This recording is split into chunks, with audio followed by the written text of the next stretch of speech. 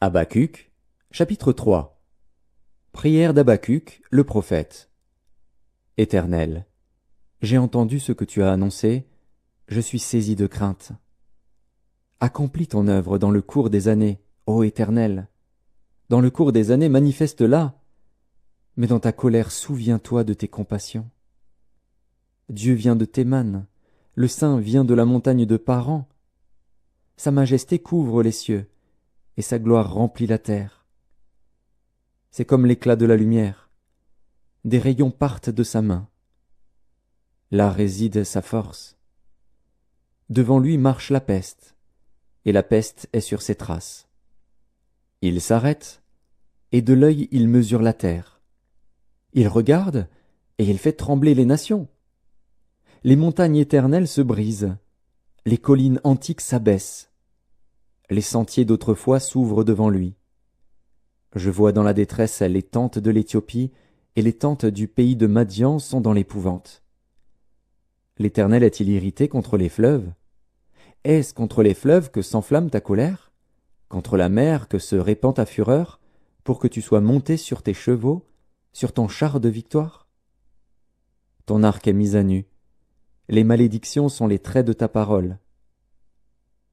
Tu fends la terre pour donner cours aux fleuves. À ton aspect, les montagnes tremblent, des torrents d'eau se précipitent. L'abîme fait entendre sa voix, il lève ses mains en haut. Le soleil et la lune s'arrêtent dans leur demeure, à la lumière de tes flèches qui partent, à la clarté de ta lance qui brille. Tu parcours la terre dans ta fureur, tu écrases les nations dans ta colère. Tu sors pour délivrer ton peuple, pour délivrer ton oint. Tu brises le faîte de la maison du méchant, tu la détruis de fond en comble. Tu perces de tes traits la tête de ses chefs, qui se précipitent comme la tempête pour me disperser, poussant des cris de joie, comme s'ils dévoraient déjà le malheureux dans leur repère. Avec tes chevaux tu foules la mer, la boue des grandes eaux. J'ai entendu, et mes entrailles sont émues. À cette voix, mes lèvres frémissent, mes os se consument, et mes genoux chancellent. En silence je dois attendre le jour de la détresse, le jour où l'oppresseur marchera contre le peuple.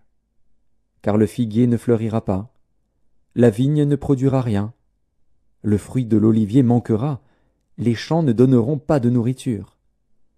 Les brebis disparaîtront du pâturage, et il n'y aura plus de bœufs dans les étables. Toutefois, je veux me réjouir en l'Éternel. Je veux me réjouir dans le Dieu de mon salut. L'Éternel, le Seigneur, est ma force. Il rend mes pieds semblables à ceux des biches, et il me fait marcher sur mes lieux élevés. Au chef des chantres, avec instrument à cordes.